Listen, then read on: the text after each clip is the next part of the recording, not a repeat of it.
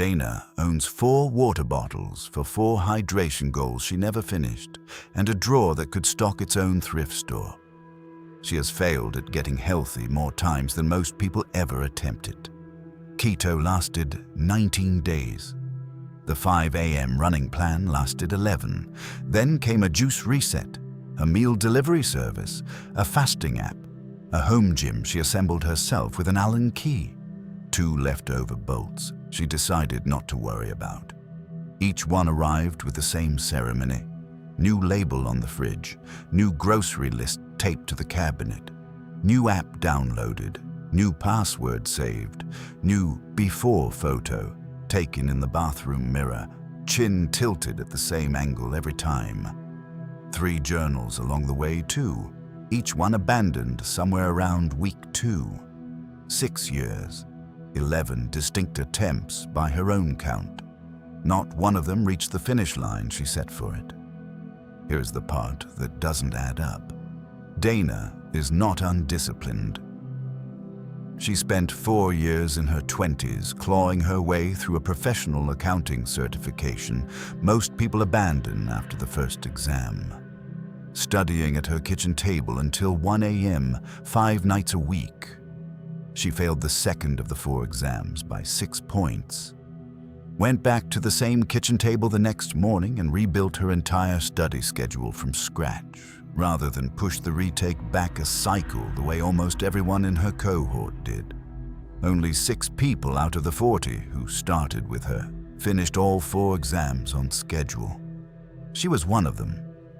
These days, she still closes the books for her firm every quarter without missing a deadline.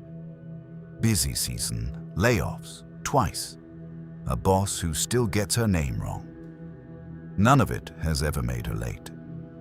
As a teenager, she practiced violin scales for 8 straight years, an instrument she has since admitted she never even liked, and never once quit before her mother said she could. Discipline is not the thing she's missing.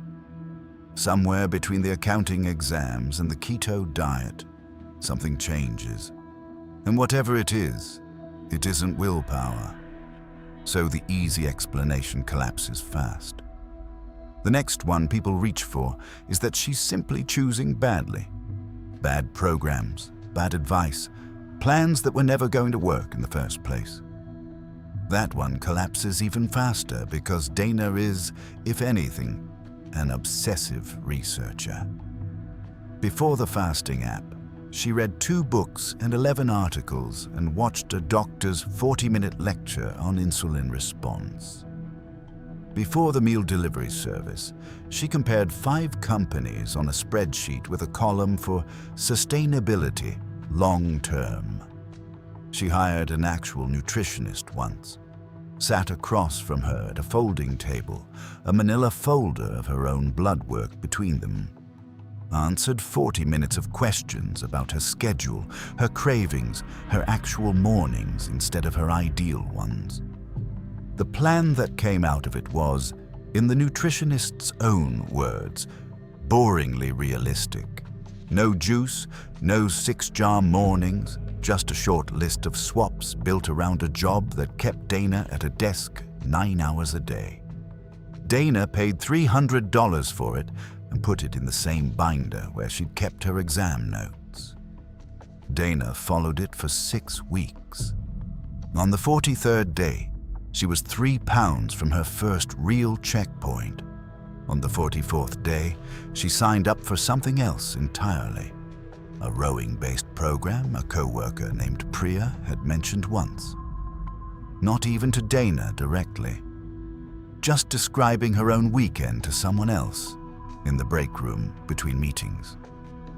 She would tell you, if you asked, that the rowing thing just sounded like it might finally click. She has said some version of that sentence about every single program on the list. Value Fitness sits between a nail salon and a shuttered video store, and Sal Ferreira has owned it for 33 years. Gray mustache, reading glasses on a cord, a folder behind the counter for every member who ever walked out and didn't come back.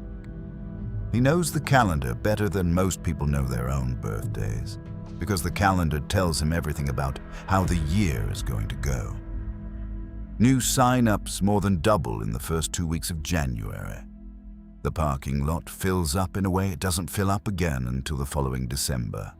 Then, sometime around week 3 or 4, it starts to empty. Not all at once, steadily, one no-show at a time. By March, the gym looks the way it looked back in November. Except now, half the treadmills still have new members' names taped above them, waiting. Sal keeps a marked-up wall calendar behind the front desk, one for every year since he opened the place, stacked on a shelf in the back office nobody but him ever looks at. He didn't start doing it to prove a point. He started doing it because 30-some years ago, a member he liked, a big, cheerful guy who swore this was finally the year, stopped showing up in February. Sal wanted to know exactly which week it happened in case the guy ever came back and wanted to talk about it. The guy never came back. Sal kept marking the calendars anyway. 32 more Januaries, one shelf getting steadily heavier in a back room nobody asks him about. Dana signs up on a Tuesday in October, not January, which is its own kind of tell, though nobody mentions that yet. Sal takes her information at the desk, and something about the way she fills out the fitness goals field. Full sentences, underlined, a small paragraph where most people write, lose weight, makes him look up. "You've done this before," he says. Not a question. "A few times," Dana says, and laughs the way people laugh when they'd rather not finish the sentence. Sal doesn't laugh back. He's watched this exact laugh, on this exact kind of form, more times than he could count if he tried. He slides her a laminated card with the class schedule on it. The same card he's handed out since a printer he no longer owns made a stack of them back in the 90s. Then he says the only thing he ever says at this point. Not a warning. Not encouragement either. "Come back in March and tell me how the paragraph's going." There's a real, measurable reason the beginning feels the way it does. It isn't in Dana's head. In 1997, the economist David Leibson published research on something he called hyperbolic discounting. The finding: people don't weigh a reward today against a reward next month the way a calculator would.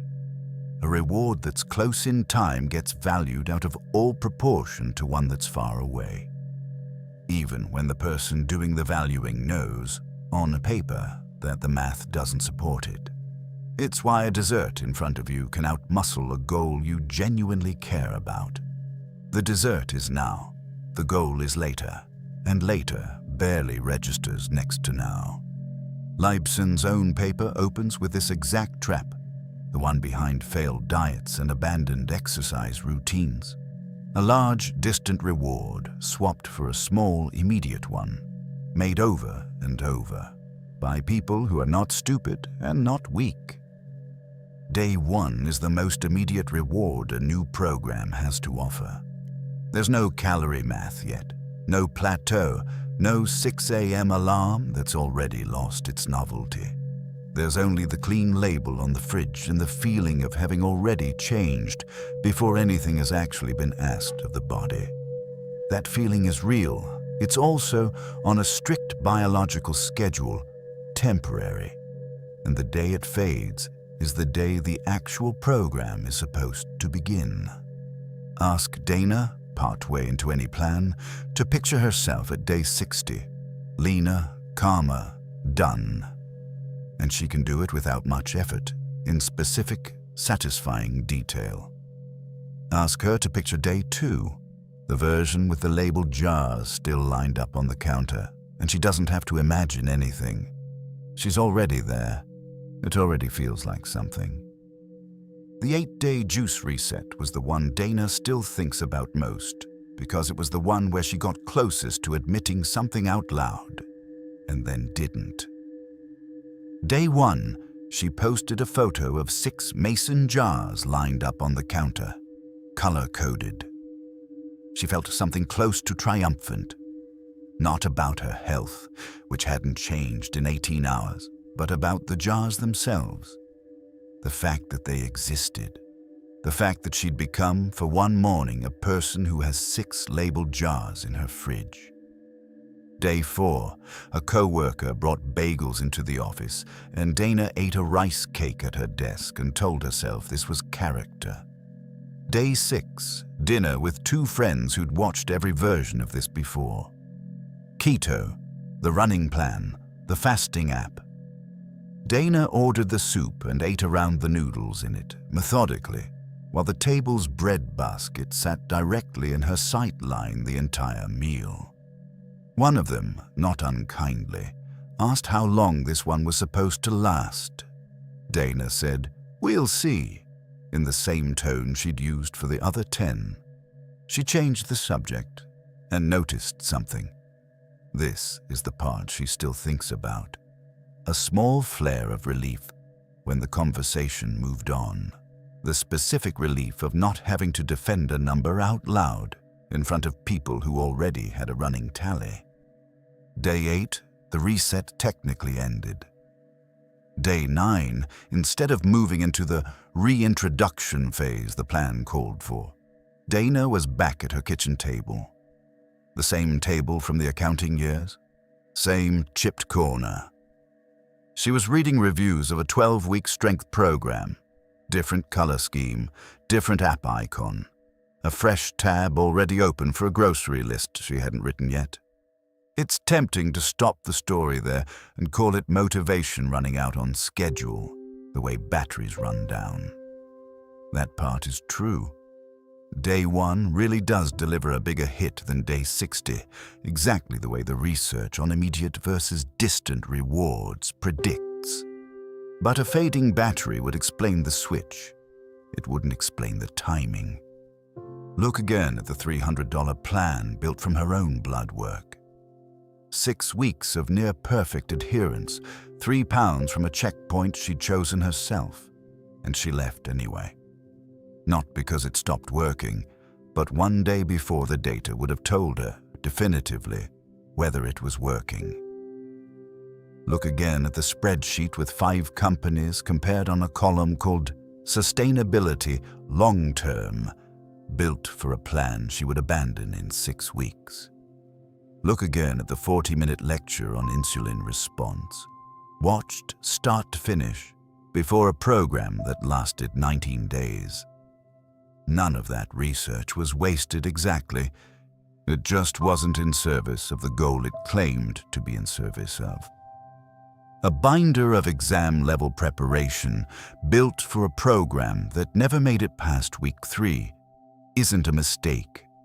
It's the same 4 years of studying at the kitchen table, redirected toward the one part of any plan that reliably pays out. The research, the spreadsheet, the labeled jars, the before photos taken at the same angle, 11 separate times. All of it is the ritual that produces the feeling, and the feeling was the actual product being purchased, over and over, at increasing cost. That reframes the 44th day. Dana didn't drift away from a working plan because her motivation happened to run out at an inconvenient moment. She left one day before the plan would have delivered a verdict. Before 3 pounds became a real number she'd have to sit with. A win worth less than she'd hoped, maybe. Or proof that even the plan built specifically for her blood work and her schedule wasn't enough either. As long as she restarts before the verdict lands, every program she's ever tried is still, technically, undefeated. So is she. It's worth sitting with what that verdict could actually have been, because it cuts both ways. If Dana had followed the $300 plan to its actual end and it hadn't worked, no real change, blood work basically the same. That would have meant the right plan, done right excuse was gone for good, along with the last easy explanation for why nothing has stuck. But if it had worked, that's its own kind of verdict too, and a stranger one to sit with.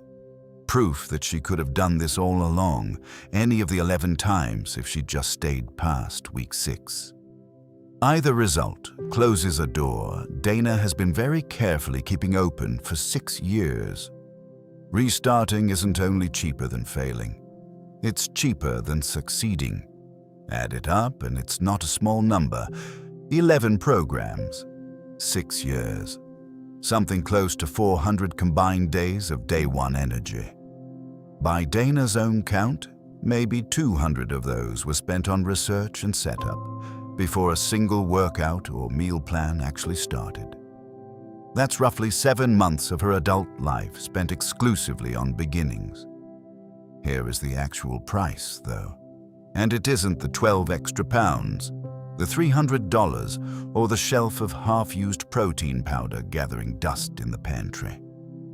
It's that 6 years in, Dana still doesn't know, actually know, with evidence, not guesswork, whether she is someone who can follow a plan all the way to day 60. Not because she tried and the answer was no, because she has arranged 11 separate times never to find out. Every plan she's ever started has eventually been swapped out, boxed up, forgotten.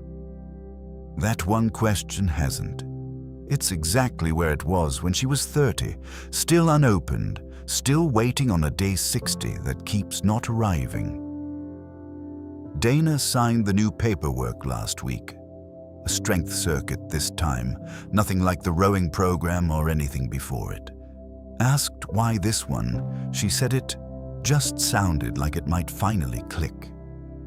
The exact same 7 words she used about the rowing program. And the nutritionist's plan before that, and at least 2 others she's since forgotten she ever said it about.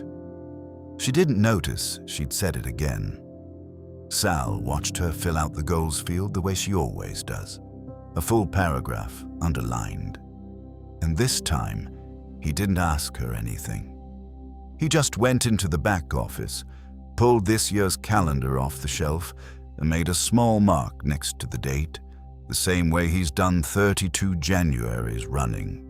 For a man who never came back, and for everyone since who's reminded him of that man. You've probably got a version of that drawer somewhere yourself. Not water bottles, maybe, but something you keep restarting right around the point where it would finally tell you something. What's still sitting in yours, one day before you'd have to find out?